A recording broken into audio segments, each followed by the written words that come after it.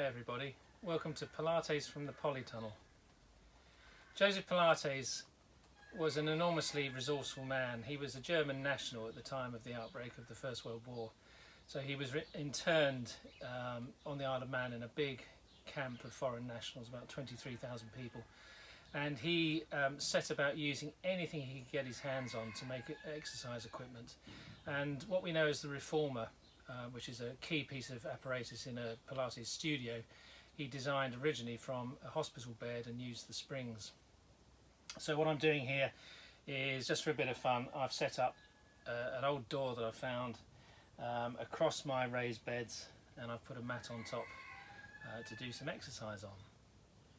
I want to take a look at the relaxation position, and I've set up on the half roll that I use often in class here, sat pretty well down the end of it, with my feet lined up so my heels are on and my toes are off the end of the mat there. But even then I just need to lift up, just if you put your thumbs on it to stop it skewing sideways, and lift up so your bottom comes right down the very end, and roll down using your hands and your elbows to support you as you come down.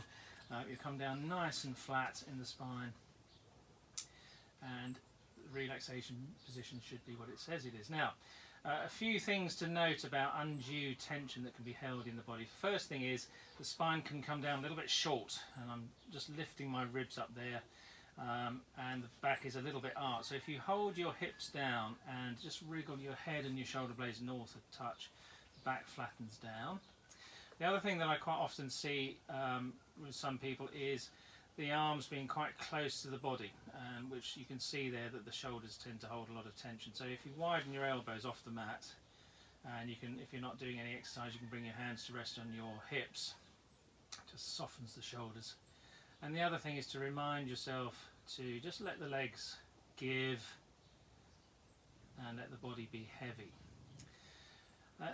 Now, a final thought about getting on and off this roll. I quite often see people come much too far up the roll, so by the time they roll down, their head has missed, and I see that going on. So shuffle yourself down, keep the log straight, and hey presto, you're in a good position to exercise, but also to do what it says, and just to relax and breathe well.